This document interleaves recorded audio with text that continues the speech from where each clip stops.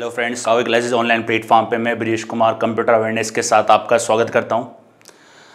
Computer awareness में आज हम आगे बढ़ेंगे और एक नया टॉपिक स्टार्ट करेंगे, मेमोरी।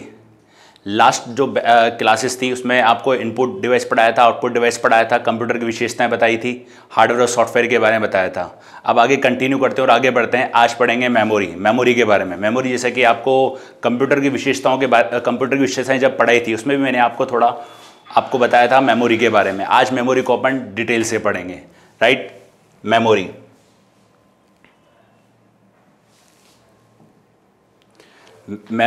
जो होती है, मेमोरी कंप्यूटर का एक अभिन्न अंग होती है। कहने का मतलब है कंप्यूटर में इनपुट डिवाइस के जरिए जो भी डेटा को डाला जाता है वो डेटा मेमोरी में स्टोर होता है, और भविष्य में अगर उस डेटा की अपन को आवश्यकता होती है तो उस डेटा को अपन मेमोरी से ले सकते हैं। तो ये काम करती है मेमोरी। मेमोरी को कंप्यूटर की याददाश्त भी बोल सकते हो, कंप्यूटर की स्मृति भी बोल सकते हो। जिस प्रकार किसी मानव में कुछ बातों को याद रखने के लिए दिमाग होता है, उसी तरीके से कंप्यूटर में कुछ बातों को याद रखने के लिए मेमोरी होती है। राइट, देखते हैं मेमोरी के बारे में क्या क्या खास बात होती है।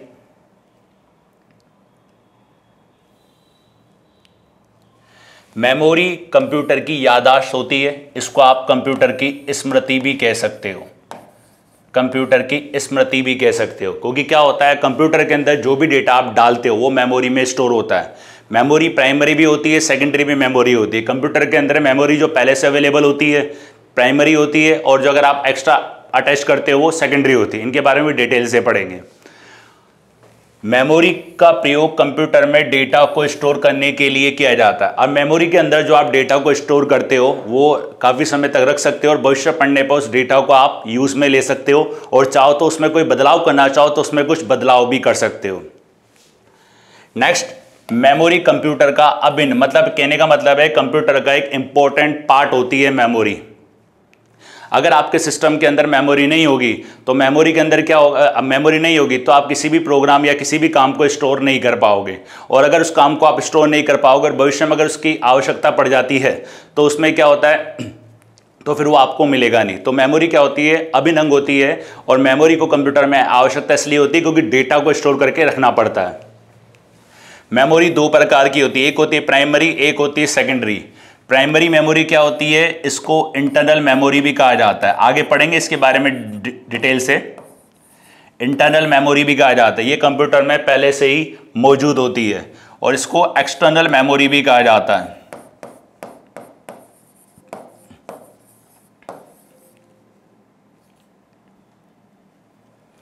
एक्सटर्नल मेमोरी भी कहा जाता है। ये कंप्यूटर की ये मेमोरी के दो प्रकार होते हैं। ये प्राइमरी मेमोरी वो होती है जो कंप्यूटर में पहले से इनबिल्ड होती है, और सेकेंडरी मेमोरी वो होती है जिसको कंप्यूटर में अलग से डाला जाता है, अलग से जोड़ा जाता है बड़ी फाइलों को स्टोर करने के लिए। इनके बारे में डिटेल से भी देखेंगे। ये मेमोरी की इकाई होती है बिट बाइट, जैसे कि 8 बिट बराबर 1 बाइट होता है, और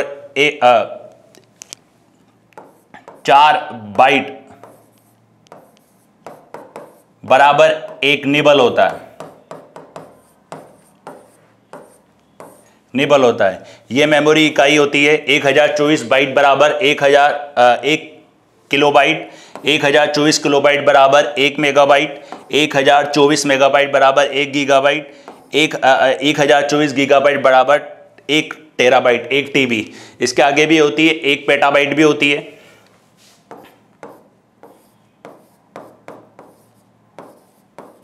एक पेटाबाइट बराबर 1024 टीबी, टेराबाइट। फिर इसके बाद हेक्साबाइट होती है, जेटाबाइट होती है, ब्रोनोटोबाइट होती है, और आपकी योटाबाइट होती है। ठीक, राइट।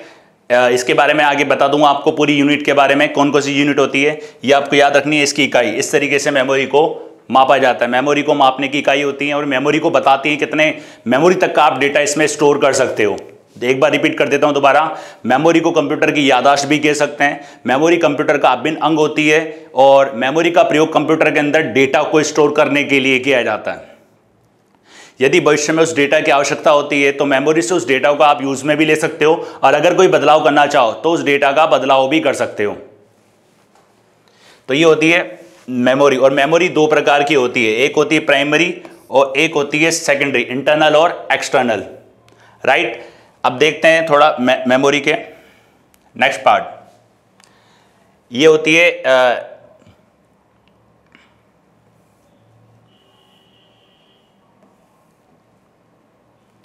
ये एक होती है ये मेमोरी में ये प्राइमरी और ये सेकेंडरी मेमोरी। प्राइमरी में होता है रैम और ये होता है रैम और रोम। रैम को बोलते हैं random access memory.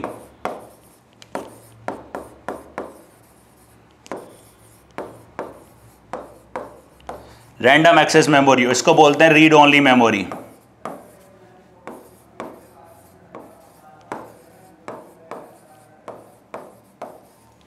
Read only memory, ये प्राइमरी मेमोरी के पार्ट होते हैं और ये सेकेंडरी मेमोरी होती है जिसमें मैग्नेटिक मेमोरी, ऑप्टिकल मेमोरी और फ्लैश मेमोरी होती है। इनके बारे में डिटेल से भी देखेंगे, तो आप ध्यान रखिएगा स्टूडेंट्स। ये प्राइमरी मेमोरी और सेकेंडरी मेमोरी, रैम और ROM, magnetic memory, optical memory, flash memory.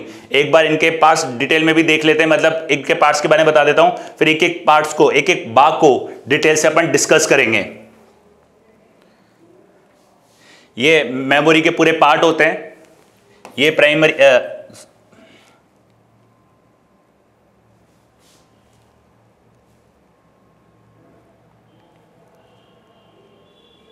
Memory, ये प्राइमरी और सेकेंडरी मेमोरी, इसके पार्ट होते हैं रैम और रोम।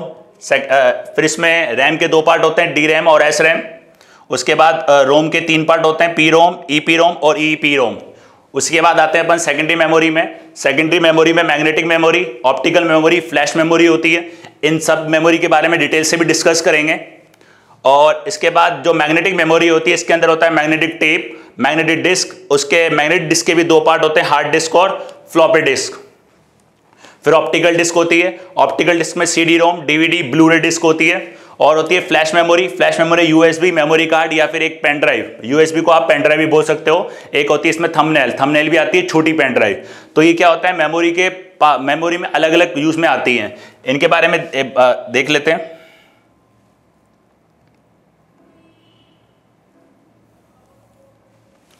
ये प्राइमरी मेमोरी, ये सेकेंडरी मेमोरी, रैम और रोम। ये प्राइमरी मेमोरी के दो पार्ट होते हैं। रैम और रोम के बारे में डिस्कस करेंगे। रैम क्या होती है, इसका प्रयोग किया जाता है कंप्यूटर की स्पीड को बढ़ाने के लिए। रोम का प्रयोग किया जाता है बैकअप के लिए। रोम के दो पार्ट होते हैं, रैम के दो पार्ट होते हैं, डी रैम और एस रैम। डी रैम मतलब dynamic random access memory, S RAM मतलब स्टैटिक रैंडम एक्सेस मेमोरी। इनके बारे में आगे डिटेल से भी देखेंगे।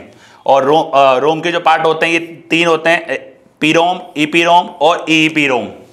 ये रोम के पार्ट होते हैं। सेकेंडरी मेमोरी तीन प्रकार की होती है, magnetic memory, optical memory, flash memory.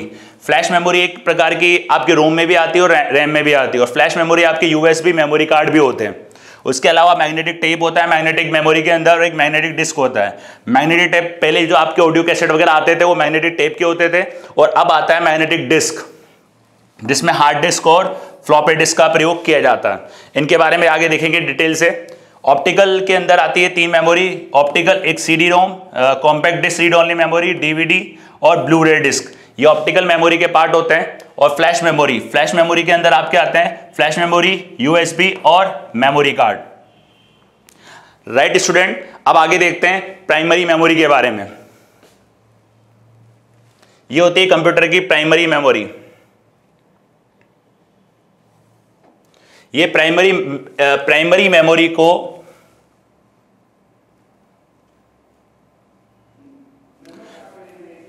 Memory को मैन मेमोरी भी बोलते हैं, सेमीकंडक्टर मेमोरी भी बोलते हैं और इंटरनल मेमोरी भी बोलते हैं। तो प्राइमरी मेमोरी को तीन भाग में तीन नाम से जाना जाता है। प्राइमरी मेमोरी वो होती है जो आपके कंप्यूटर के अंदर इनबिल्ड आती है, तो कहलाती है प्राइमरी मेमोरी। ये दो प्रकार की होती है, रैम और रोम। तो इस मेमोरी को मैन मेमोरी भी बोल सकते हैं, सेमीकंडक्टर मेमोरी भी बोल सकते हैं और इंटरनल मेमोरी भी बोल सकते हैं। मेमोरी में डेटा, इंफॉर्मेशन, प्रोग्राम प्रोसेस के दौरान उपस्थित होता है। जब भी किसी भी प्रोग्राम को आप मतलब रन कराते हो या कभी उसका प्रोसेस करते हो, तो प्रोसेस के दौरान वो डेटा उसमें उपस्थित होता है। ये जो डेटा होता है पहले से इसके अंदर स्टोर होता है, तो ये कहलाती है रोम। ये डेटा को फास्ट अवेलेबल कहलाता है। फास्ट अवेलेबल कराने का मतलब ये है कंप्यूटर के अंदर जो भी आप डेटा डालते हो वो प्राइमरी मेमोरी में स्टोर होता है, और जब उसकी रिक्वायरमेंट होती है तो इजीली अवेलेबल हो जाता है, क्योंकि इसको ज़्यादा ढूंढने की आवश्यकता नहीं पड़ती, वो कंप्यूटर के अंदर इंटरनली अवेलेबल होता है। तो इसलिए इसमें जो डेटा होता है वो फास्ट अवेलेबल हो जाता है।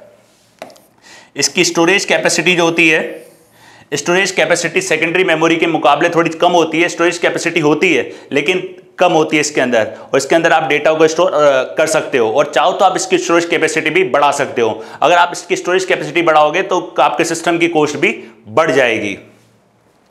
स्पीड फास्ट होती है। स्पीड फास्ट इसलिए होती है क्योंकि इजीली एक्सेसिबल होती है।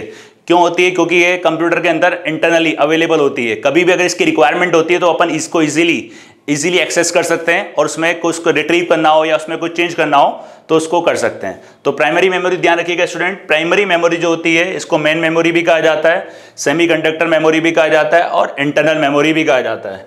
मेमोरी में डेटा इंफॉर्मेशन प्रोग्राम प्रोसेस के दौरान उपस्थित होता है, प्रोसेस के दौरान उपस्थित होता है, राइट। मतलब जब आप उसको मतलब प्रोसेस कराओगे तब वो प्रोग्राम तब वो डेटा आपका उपस्थित होगा। फास्ट अवेलेबल होता है। फास्ट अवेलेबल इसलिए होता है क्योंकि इसके अंदर पहले से स्टोर होता है। स्टोरेज कैपेसिटी कम होती है। वैसे तो आप सिस्टम के अकॉर्डिंग इसकी स्टोरेज कैपेसिटी होती है, डिपेंड करता है आपके पास सिस्टम कौन सा है, उसके अकॉर्डिंग इसकी स्टोरेज कैपेसिटी होती है। और स्पीड फास्ट होती है क्योंकि इंटरनल अवेलेबल होती है। नेक्स्ट देखते हैं रैम। प्राइमरी मेमोरी दो प्रकार की होती है, मैंने आपको बताया था। इसका एक पार्ट होता है रैम, एक पार्ट होता है रैम। रैम को बोलते हैं रैंडम एक्सेस मेमोरी, चिप की तरह होती है ये। रैंडम एक्सेस मेमोरी चिप की तरह होती है।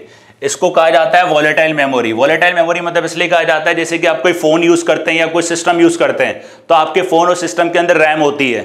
रैम क्या करती है? आपके फोन या आपके सिस्टम को स्पीड प्रोवाइड करती है। जितनी ज्यादा आप आपके फोन के अंदर एप्लीकेशन स्टोर करते हैं तो आपके फोन की स्पीड क्या होती है? धीरे धीरे धीरे स्लो होती जाती है। इसका मतलब ये होता है कि आपकी रैम फुल होती जा रही है। तो रैम क्या देती है? स्पीड आपको देती है, मतलब कंप्यूटर की स्पीड या सिस्टम की स्पीड को बढ़ाने के लिए इसका प्रयोग किया जाता है। वॉलेटाइल इसलिए होती है अगर इसमें आप ज्यादा डेटा स्टोर करोगे तो आपके सिस्टम की प्रोसेसिंग स्लो हो जाएगी, इसलिए इसको वॉलेटाइल मेमोरी कहा जाता है, मतलब थकने वाली मेमोरी इसको कहते हैं। उसके बाद कीबोर्ड या दूसरे इनपुट डिवाइस से इनपुट किया गया डेटा रैम में ही स्टोर होता है। जो भी आप डेटा डालते हो वो रैम में ही स्टोर होता है, रैम में ही संग्रहित होता है। इनपुट डिवाइस के द्वारा जो भी रैम में होता है उसका बैकअप जो जाता है वो रोम के अंदर जाता है, राइट।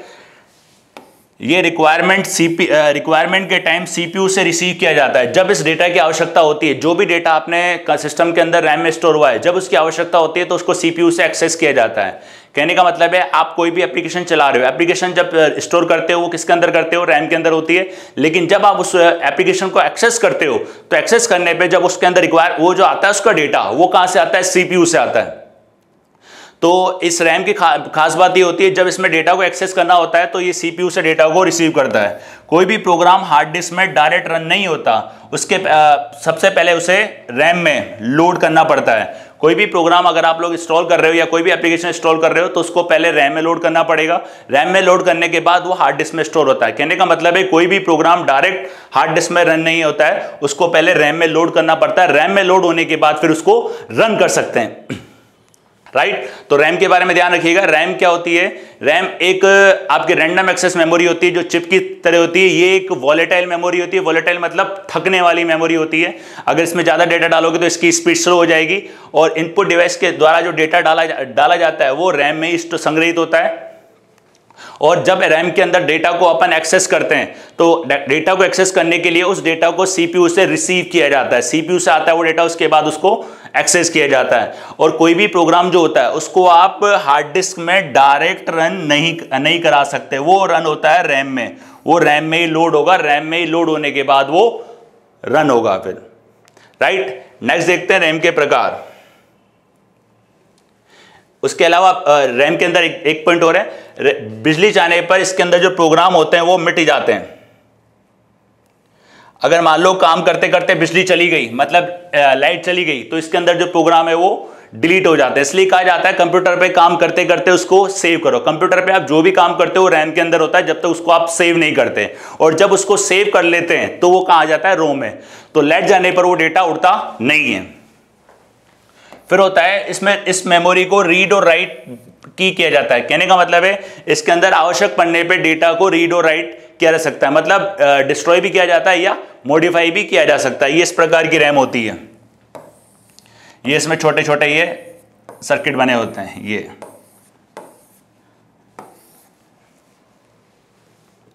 राइट। अब देखते हैं रैम के प्रकार। रैम दो प्रकार की होती है। रैम दो प्रकार की होती है, एक होती है डी रैम, एक होती है एस रैम। डी रैम मतलब dynamic random access memory, S RAM मतलब स्टैटिक रैंडम एक्सेस मेमोरी। ये रैम के दो प्रकार होते हैं। पहले देखते हैं डी रैम।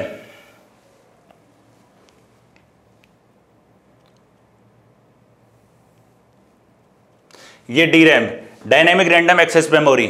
यह memory dynamic random access memory, यह मेमोरी डेटा की हर एक बिट्स आईसी के साथ अलग कैपेसिटी में स्टोर होती है। मतलब कहने का मतलब है इसके अंदर जो डेटा होता है वो एक बिट्स इंटीग्रेटेड सर्किट के साथ, आईसी चिप होती है उसके साथ हर एक कैपेसिटी मतलब एक अलग कैपेसिटी में स्टोर होती है। कैपेसिटी मतलब अलग क्षमता में स्टोर होती है। डीरैम चिप में स्टोरेज सेल सर्किट में एक ट्रांजिस्टर होता है। ये सेल सर्किट बने हुए, ये आपके सर्किट बने हुए, ये इस प्रकार से सेल सर्किट, एक ट्रांजिस्टर लगा हुआ होता है। Transistor on off switch on off किया जाता है, ऑन ऑफ जैसा होता है, जिसे एक कैपेसिटर भी लगा होता है। कहने का मतलब है इस मेमोरी को बार बार रिफ्रेश करने की आवश्यकता होती है। ऑन करोगे तो मतलब इसके अंदर एक मतलब 1010 से इसको ऑन ऑफ किया जाता है। कहने का मतलब है कैपेसिटर अगर चार्ज है तो 1 बिट शो करेगा, चार्ज नहीं हो तो 0 बिट शो करेगा। तो इसके अंदर कैपेसिटर क्या होता है, तो इसको बार बार वो चार्ज करने का काम करता है।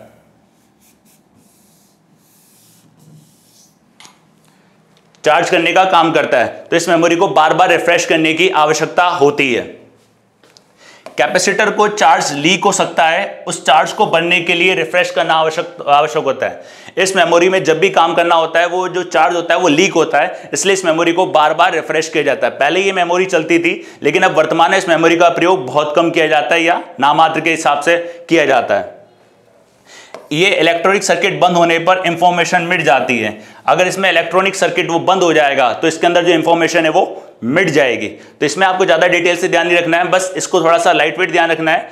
इसके अंदर एक बिट्स आईसी के साथ इसको अलग कैपेसिटी में स्टोर होता है। इसमें सेल सर्किट में एक ट्रांजिस्टर लगा हुआ होता है, ठीक है, और वो ऑन ऑफ स्विच जैसा होता है जिसमें एक कैपेसिटर होता है। कैपेसिटर इसलिए होता है जिसको चार्ज करने के लिए अपन बार बार उसको रिफ्रेश करते हैं। अगर 1 बिट शो करेगा तो चार्ज नहीं है, और 0 बिट शो करेगा, अगर चार्ज है तो 1 बिट शो करेगा, चार्ज नहीं है तो 0 बिट वो शो करेगा। इसलिए इस मेमोरी को बार बार रिफ्रेश करने की आवश्यकता होती है। इसमें चार्ज लीक हो सकता है, इसलिए इस मेमोरी को चार्ज को भरने के लिए रिफ्रेश किया जाता है, राइट। इसमें इलेक्ट्रॉनिक सर्किट बंद होने पर इंफॉर्मेशन मिट जाती है। अगर वो इलेक्ट्रॉनिक सर्किट बंद हो जाएगा तो इंफॉर्मेशन मिट जाएगी। ये इसमें वो लगे होते हैं कैपेसिटर, से इसको लगा दिया जाता है, अटका दिया जाता है इस प्रकार के। इसके जो प्रकार होते हैं एग्जाम्पल बता देता हूं आपको।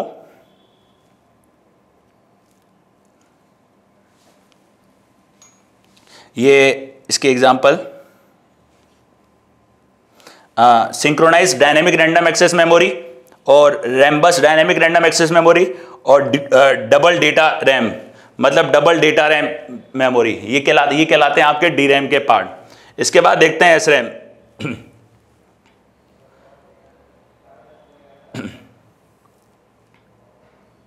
ये होती है S RAM, static random access memory. यह एक प्रकार की सेमीकंडक्टर, कहने का मतलब है अर्धचालक मेमोरी होती है।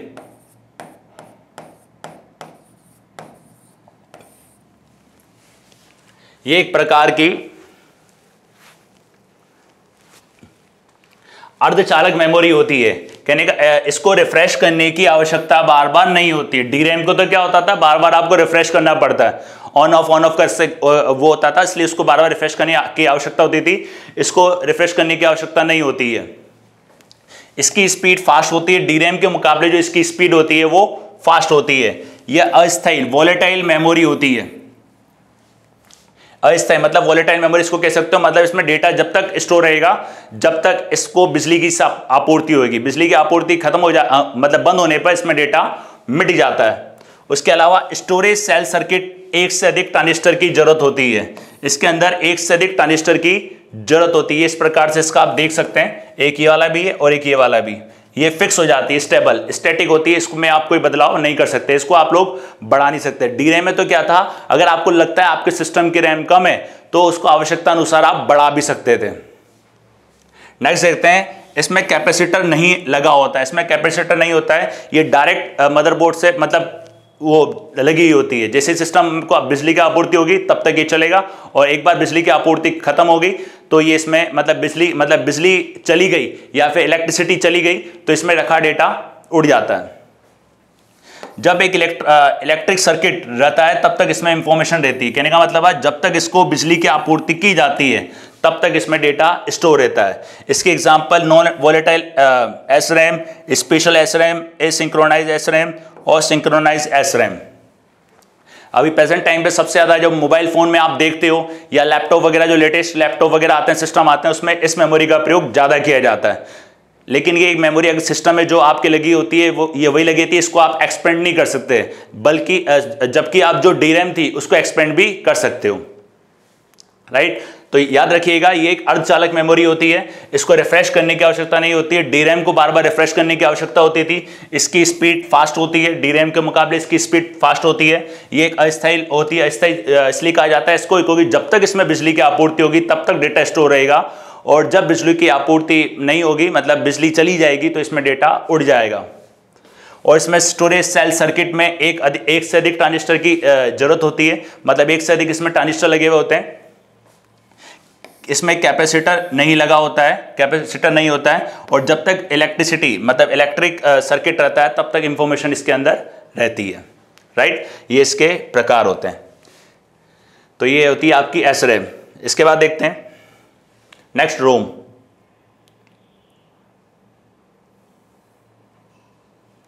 रोम जो होती है इसको रीड ओनली मेमोरी भी कहा जाता है, रीड ओनली मेमोरी भी इसको कहा जाता है रोम को। ये सिलिकॉन चिप से मतलब सिलिकॉन चिप होती है, सिलिकॉन चिप जैसी होती है ये रोम होती है, जिसके अंदर इंस्ट्रक्शन मैन्युफैक्चरिंग मतलब के टाइम पर ही मदरबोर्ड में इंस्टॉल किए जाते हैं। कहने का मतलब है ये जो होती है रोम, जब भी आप कोई नया सिस्टम लेते हो उसके अंदर जो जो फीचर डालने हैं वो जब भी सिस्टम लोगे वो रोम के अंदर डाले जाएंगे। जब भी नया सिस्टम बनाया जाएगा उसके अंदर वो डाले जाएंगे। जैसे आप लोग वॉशिंग मशीन लेते हो तो वॉशिंग मशीन के अंदर जो फीचर डाले जाते हैं वो क्या किस में डाले जाते हैं, रोम के अंदर। जब भी वो बनाएंगे उसके हिसाब से उसके अंदर फीचर डाले जाते हैं, तो रोम है। कोई भी आप सिस्टम लेते हो, कोई भी आप मोबाइल फोन लेते हो, उसके अंदर जो फीचर्स होते हैं पहले से अवेलेबल वो रोम के अंदर होते हैं। तो इसलिए रोम को कब मतलब मैन्युफैक्चरिंग टाइम पे इसका प्रयोग किया जाता है। यह एक नॉन वॉलेटाइल रूप में डेटा को स्टोर करके रख सकती है। नॉन वॉलेटाइल मतलब कभी ना थकने वाली, इसको हिंदी में भी लिख देता हूं, कभी ना थकने वाली।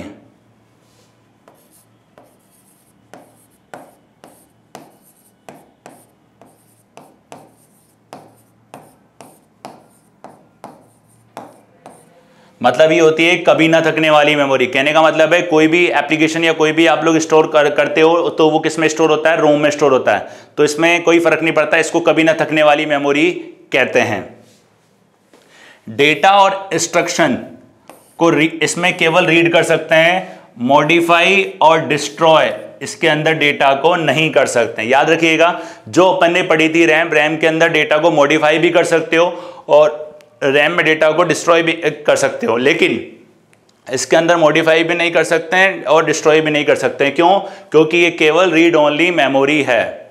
नेक्स्ट देखते हैं, इस मेमोरी का प्रयोग बायोस को स्थायी रूप से कंप्यूटर में रखने के लिए किया जाता है। ये काफी बार एग्जाम में आया भी हुआ है, लास्ट ईयर पटवारी में भी आया था, सूचना सहायक के पेपर में भी आया था, और एक पेपर और था उसके अंदर भी आया था, MP पटवारी के अंदर भी पूछा गया था। इसमें से बायोस को किसके अंदर स्टोर रहता है, तो याद रखिएगा जो बायोस स्टोर रहता है वो किसके अंदर रहता है, रोम के अंदर। Basic input output system. BIOS क्या आता है, कोई भी आप कोई भी इनपुट या आउटपुट डिवाइस को सिस्टम से कनेक्ट करते हो तो उसको इंस्टॉल करना पड़ता है। इंस्टॉल करने के बाद वो रोम के अंदर इंस्टॉल मतलब इंस्टॉल करने के बाद वो रोम के अंदर मौजूद रहती है। नेक्स्ट देखते हैं, इसमें एक बूट स्ट्रैप लोडर प्रोग्राम होता है जो कंप्यूटर को ऑन करते ही एक्टिवेट हो जाता है। कहने का मतलब है रोम के अंदर एक बूट स्ट्रैप प्रोग्राम होते हैं, जैसे आप सिस्टम को ऑन करोगे तो रोम के अंदर ये मौजूद प्रोग्राम ऑटोमेटिकली एक्टिवेट हो जाता है। तो ये होती है रोम। तो रोम के बारे में ध्यान रखिएगा, ये रीड ओनली मेमोरी होती है। इस मेमोरी में इंस्ट्रक्शन मैन्युफैक्चरिंग के टाइम पर ही डाले जाते हैं। कहने का मतलब है जब सिस्टम को बनाया जाता है उस टाइम पे इसको मदरबोर्ड में इंस्टॉल किया जाता है या फिर डाले जाते हैं। ये एक नॉन वोलेटाइल मेमोरी होती है। कहने का मतलब है कभी न थकने वाली मेमोरी होती है। इसमें डेटा और इंस्ट्रक्शन को रीड कर सकते हैं, मॉडिफाई और डिस्ट्रॉय नहीं कर सकते हैं। और इस मेमोरी में बायोस को स्थायी रूप से स्टोर किया जाता है। कंप्यूटर में रखने के लिए स्थायी रूप से इसको स्टोर किया जाता है। इसमें एक बूट स्ट्रैप लोडर प्रोग्राम होता है। जब भी अपन सिस्टम को ऑन करते हैं तो सिस्टम को ऑन करने के बाद वो प्रोग्राम ऑटोमेटिकली एक्टिवेट हो जाते हैं, तो ये कहलाता है आपका रोम, राइट। देखिए स्टूडेंट्स, हर एक को ध्यान से पढ़िएगा, क्योंकि ये टॉपिक जब खत्म हो जाएंगे, प्राइमरी मेमोरी चलेगा, प्राइमरी के बाद सेकेंडरी मेमोरी चलेगा, प्राइमरी मेमोरी के पार्ट चलेंगे, सेकेंडरी मेमोरी के पार्ट चलेंगे। हर एक पार्ट के बारे में अपन थोड़ा थोड़ा डिस्कस करेंगे। और कोई अगर इंपॉर्टेंट पार्ट होगा, इनका कोई इंपॉर्टेंट पार्ट होगा तो उसके बारे में कुछ ज़्यादा डिस्कस कर सकते हैं। और पूरा पढ़ने के बाद आखिरी में क्वेश्चंस के बारे में डिस्कस करेंगे, राइट। तो हर एक टॉपिक को, हर एक मेमोरी को ध्यान से पढ़िएगा। और पूरा पढ़ने के बाद जब अपन क्वेश्चन सॉल्व करेंगे तब आपको मतलब एक आइडिया लग जाएगा कि इससे कितने क्वेश्चन आते हैं और किस प्रकार के क्वेश्चन आते हैं। क्वेश्चन किसी प्रकार का पूछ सकता है, क्वेश्चन को कैसे भी घुमा सकता है। यदि आपका बेसिक अच्छा है, यदि आपने एक एक टॉपिक को ध्यान से पढ़ा है, बेसिक से पढ़ा है, तो आप किसी भी घूमे हुए क्वेश्चन को कभी भी और कैसे भी कर सकते हो और ज़्यादा मार्क्स इसमें ला सकते हो, राइट। नेक्स्ट देखते हैं रोम के प्रकार में। रोम के प्रकार, ये रोम के प्रकार होते हैं। एक होता है पी रोम, ईपी रोम और ईईपी रोम, राइट। ये रोम के प्रकार में आते हैं। पी रोम एक प्रकार की रोम ही होती है। ईपी रोम जो होती है इसमें अल्ट्रावायलेट किरणों का प्रयोग किया जाता है, इसके बारे में बताऊंगा अभी। और ईपी रोम होती है, इसके अंदर डेटा को इलेक्ट्रॉनिक सिग्नल के माध्यम से मिटाया जाता है, इलेक्ट्रॉनिक किरणों के माध्यम से मिटाया जाता है। आराम से पढ़िए, कोई दिक्कत नहीं है। जब ये प्राइमरी मेमोरी कंप्लीट हो जाएगी तो एक बार दोबारा से रिपीट कर लूंगा ताकि आपको कोई इस टॉपिक में कोई परेशानी नहीं आए, राइट। पी रोम के बारे में देखते हैं। पी रोम जो मेमोरी होती है ये read only programmable read only memory को प्रोग्रामेबल रीड ओनली मेमोरी होती है जो प्रोग्राम को स्थायी रूप से स्टोर करती है, इसको आप लोग रोम भी बोल सकते हो,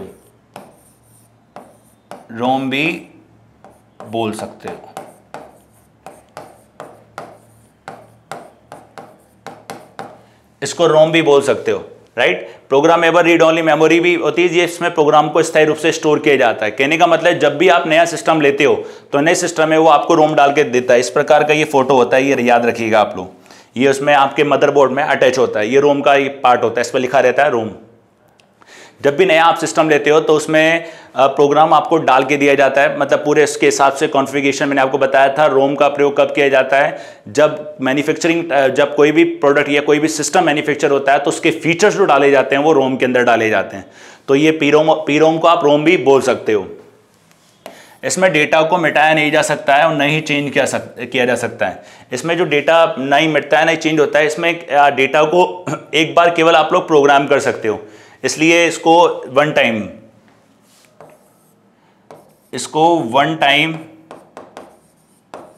प्रोग्रामेबल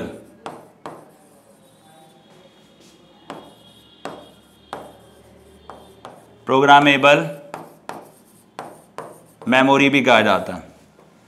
ठीक है, मिटता नहीं है, चेंज नहीं होता है, केवल इसमें डेटा को आप एक बार प्रोग्राम कर सकते हो, केवल एक बार स्टार्टिंग में, इसलिए प्रोग्राम कर सकते हो। या फिर आप इसमें इसमें मेमोरी को अपडेट कर सकते हो।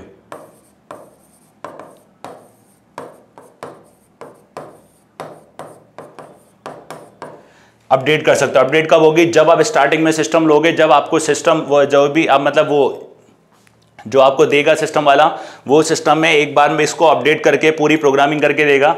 उसके बाद ना तो इसमें डेटा को मिटाया जा सकता है और ना ही डेटा को चेंज किया जा सकता है। इसको वन टाइम प्रोग्रामेबल मेमोरी भी कहा जाता है। डिजिटल मेमोरी, ये डिजिटल मेमोरी का ही एक रूप होती है जहां एक बिट की सेटिंग को फ्यूज या एंटी फ्यूज से लॉक किया जाता है। इसमें ये फ्यूज इस प्रकार से इसमें फ्यूज लगे हुए होते हैं।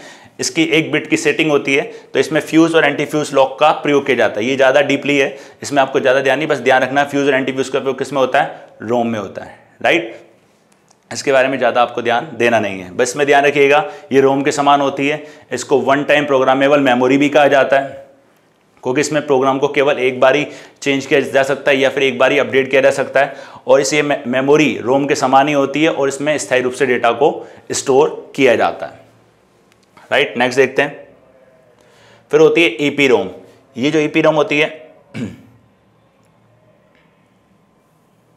ये इस प्रकार की ईपी रोम होती है, इसको बोलते हैं erasable programmable read only memory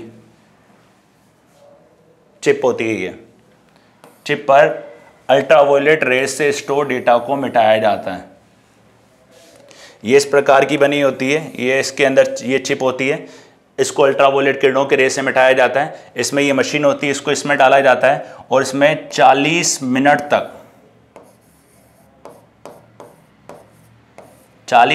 तक इसको एलईडी लाइट के सामने रखा जाता है।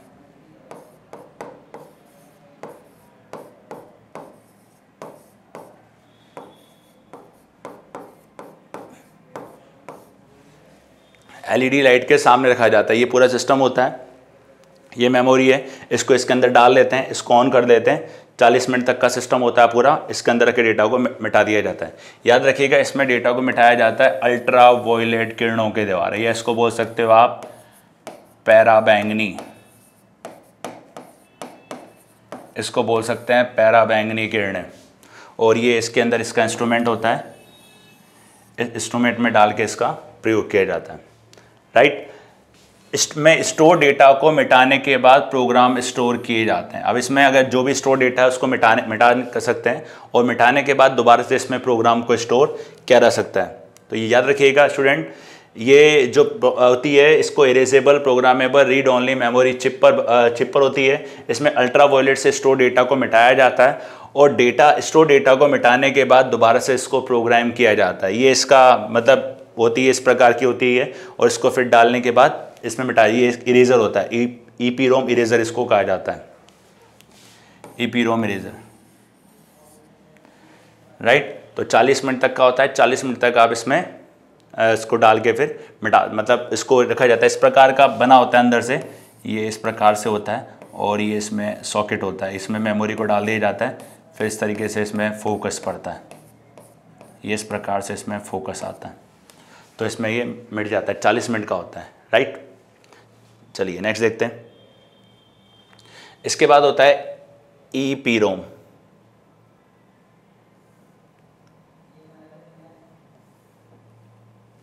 ईपी रोम को बोलते हैं electrical erasable programmable read only memory. ये ईपी रोम के समान होती है। ये क्या होती है, ईपी रोम के समान होती है। इसमें एक एक बाइट के ही कोई इरेज और प्रोग्राम किया जा सकता है। एक एक बाइट को इरेज कर सकते हैं और इसको प्रोग्राम कर सकते हैं। इसमें फ़र्क इतना ही है कि इसमें डेटा को चेंज करने के लिए इलेक्ट्रिक पल्स का प्रयोग किया जाता है। ये इस प्रकार से इलेक्ट्रिक ये होती है आपकी ईपी रोम, इलेक्ट्रिक किरणें या आप बोल सकते हो विद्युतीय किरणें।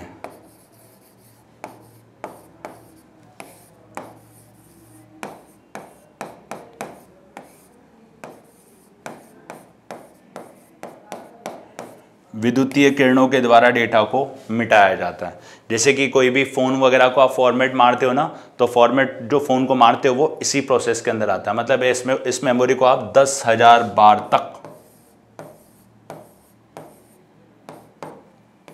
10,000 बार तक फॉर्मेट कर सकते हो।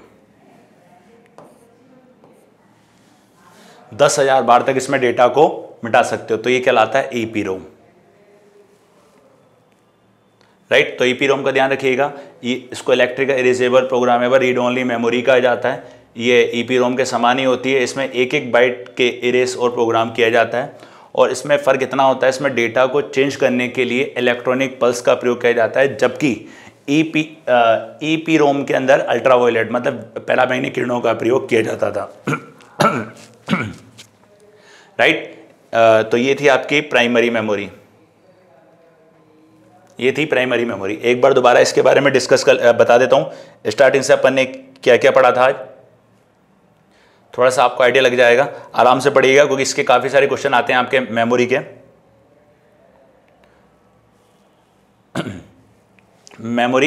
मेमोरी कंप्यूटर की याददाश्त होती है, इसको स्मृति भी कहा जाता है। इसका प्रयोग कंप्यूटर में डेटा को स्टोर करने के लिए किया जाता है। मेमोरी कंप्यूटर का एक इंपॉर्टेंट पार्ट होती है, क्योंकि क्या होता है कंप्यूटर में आप कोई भी डेटा बनाते हो या कुछ भी बनाते हो, उसको स्टोर करने के लिए मेमोरी की आवश्यकता होती है। मेमोरी दो प्रकार की होती है, प्राइमरी और सेकेंडरी, और ये मेमोरी इकाइयाँ होती है जिससे मेमोरी को मापा जाता है, मतलब मेमोरी को मेज़र कर सकते हैं, 1 KB, MB, GB।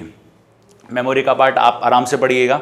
जब ये प्राइमरी और सेकेंडरी मेमोरी कंप्लीट हो जाएगी तो इनसे रिगार्डिंग क्वेश्चन, इनसे रिलेटेड क्वेश्चन कुछ पूछूंगा मैं आपसे, जिससे आपको ये आइडिया लग जाएगी क्वेश्चन कैसे पूछता है, वो एग्जामिनर एग्जाम में क्वेश्चन कैसे पूछते हैं।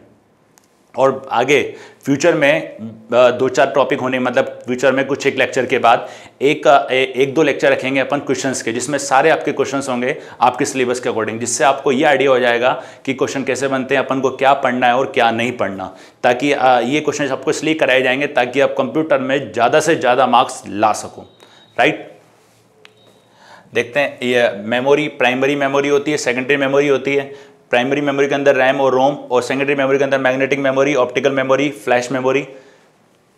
आप इनके बारे में डिटेल से देख लेते हैं। प्राइमरी मेमोरी के अंदर रैम और रोम होती है, सेकेंडरी के अंदर मैग्नेटिक, ऑप्टिकल, फ्लैश मेमोरी। जो रैम रोम होते हैं उनके भी पार्ट होते हैं। जो रैम होती है उसकी DRAM, SRAM, और जो रोम होती है उसमें PROM, EPROM और EEPROM होता है। और सेकेंडरी मेमोरी जो होती है उसमें magnetic memory, optical memory, flash memory होती है, और मैग्नेटिक टेप और मैग्नेटिक डिस्क और हार्ड डिस्क और फ्लॉपी डिस्क, ये मैग्नेटिक डिस्क के पार्ट होते हैं। ऑप्टिकल मेमोरी के अंदर भी 3 होती है, CD, DVD और Blu-ray disk. Flash memory flash memory के अंदर भी 2 पार्ट आते हैं, USB और मेमोरी कार्ड। प्राइमरी मेमोरी के बारे में पढ़ा था, सेकेंडरी मेमोरी के बारे में पढ़ेंगे अपन। प्राइमरी मेमोरी के बारे में जो पढ़ा था बता देता हूँ। इसमें अपन ने पढ़ा था प्राइमरी मेमोरी, इसको मेन मेमोरी भी कहते हैं, और सेमीकंडक्टर मेमोरी भी कहते हैं, इंटरनल मेमोरी भी कहते हैं। राइट।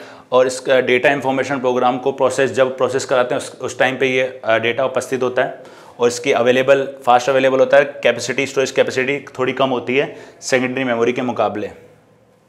इसमें अंदर रैम आता है, रैंडम एक्सेस मेमोरी। रैम आप जानते हैं, रैम का प्रयोग कंप्यूटर में डेटा को कंप्यूटर की स्पीड को बढ़ाने के लिए किया जाता है, और ये कंप्यूटर की वॉलेटाइल मेमोरी होती है, मतलब थकने वाली मेमोरी होती है। राइट। और इसमें इनपुट डिवाइस में जो डेटा को डाला जाता है वो रैम में ही संग्रहित होता है, और कंप्यूटर के अंदर जो भी डेटा डाला जाता है वो हार्ड डिस्क में डायरेक्ट रन नहीं होता, उससे पहले रैम में लोड करना पड़ता है। ये रैम होता है, बिजली चले जाने पर इसमें डेटा उड़ जाता है, ये रैम का वो होता है। फिर रैम के प्रकार DRAM और SRAM। DRAM के बारे में बिट्स IC के साथ साथ इसमें कैपेसिटी में स्टोर होता है डेटा। स्टोरेज सेल सर्किट होते हैं, इसमें एक ट्रांजिस्टर लगा हुआ होता है, इस प्रकार से होती है। इस मेमोरी को बार बार ऑन ऑफ रिफ्रेश किया जाता है। ठीक है, वो इसमें ऑन ऑफ करने के लिए उसको रिफ्रेश किया जाता है। ये इसके पार्ट होते हैं। SRAM ये सेमीकंडक्टर मेमोरी होती है, इसमें कैपेसिटर नहीं होते, इसको रिफ्रेश करने की ज़रूरत नहीं होती है। ये वॉलेटाइल मेमोरी होती है, और इसमें सेल सर्किट में अधिक से अधिक ट्रांजिस्टर होते हैं। राइट। और इस मेमोरी को रिफ्रेश, आज जो प्रेजेंट टाइम पे अपन मोबाइल वगैरह लेते हैं उसमें इस मेमोरी का प्रयोग ज़्यादा किया जाता है। रोम होती है रीड ओनली मेमोरी, ये कंप्यूटर की एक आप बोल सकते हो स्थायी मेमोरी इसको बोल सकते हो। इसको नॉन वॉलेटाइल मेमोरी कहा जाता है, कभी न थकने वाली। इस मेमोरी को इंस्ट्रक्शन, जो इस मेमोरी का प्रयोग तब किया जाता है इंस्ट्रक्शन टाइम पे, जब मैन्युफैक्चरिंग की जाती है जब सिस्टम की कोई मैन्युफैक्चरिंग की जाती है उस टाइम पे इसको इंस्टॉल किया जाता है मदरबोर्ड में फीचर्स के साथ। जैसे कि वॉशिंग मशीन लेते हो आप, LED TV लेते हो, जो उसके अंदर जो फीचर्स होते हैं जब आप लेते हो तो वो फीचर्स रोम के अंदर डाले जाते हैं, और इसमें डेटा को इंस्ट्रक्शन को रीड कर सकते हैं, मॉडिफाइड और डिस्ट्रॉय नहीं कर सकते हैं। जबकि रैम के अंदर अपन मॉडिफाई भी कर सकते हैं और डिस्ट्रॉय भी कर सकते हैं। ये बायोस को स्थायी रूप से स्टोर करता है, और इसको बूटस्ट्रैप लोडर प्रोग्राम होता है। जब कंप्यूटर ऑन करते हैं तो वो एक्टिवेट हो जाता है। रोम के प्रकार PROM, EPROM और EEPROM। उसके बाद पी रोम होता है, प्रोग्रामेबल रीड ओनली मेमोरी, ये स्थायी रूप से डेटा को स्टोर करती है। ये रोम का एक पार्ट होती है। इसमें डेटा को मिटाया नहीं जा सकता, चेंज नहीं किया जा सकता। केवल जब प्रोग्राम शुरुआत में जब आता है उस टाइम पे इसको अपग्रेड या प्रोग्रामेबल किया जाता है एक बार, उसके बाद इसको डेट या चेंज नहीं किया जा सकता है, राइट। और डिजिटल मेमोरी का ही एक भाग होती है, इसमें सेटिंग को फ्यूज या एंटी फ्यूज से लॉक किया जाता है, फ्यूज या एंटी फ्यूज से लॉक किया जाता है। ये इस प्रकार से ये मदरबोर्ड में लग दी जाती है और इसको घुमा दिया जाता है, इस प्रकार से ये लॉक हो जाती है। ये पीरो मैंने बताया थी, इसमें डेटा को अल्ट्रावायलेट किरणों के माध्यम से मिटाया जाता है और इसमें इस मेमोरी होती है उसको इसमें डाल दिया जाता है। 40 मिनट तक इसको एलईडी लाइट के सामने रखा जाता है, उसके बाद इसमें से डेटा मिट जाता है। फिर ई पी रोम होता है, इसमें electrical erasable programmable read only memory इसको कहा जाता है और इसमें डेटा को चेंज करने के लिए इलेक्ट्रॉनिक पल्स का प्रयोग, इलेक्ट्रॉनिक किरणों का प्रयोग किया जाता है। जो आप फ़ोन को फॉर्मेट मारते हो ना, वो इसी के अंदर आता है। एक फ़ोन को आप 10,000 बार तक फॉर्मेट मार सकते हो, राइट स्टूडेंट। आज अपन ने देखा था मेमोरी के बारे में और मेमोरी में सबसे इंपॉर्टेंट पार्ट पढ़ा था अपन ने प्राइमरी मेमोरी। अब नेक्स्ट क्लास में पढ़ेंगे अपन सेकेंडरी मेमोरी, राइट। आज के लिए धन्यवाद।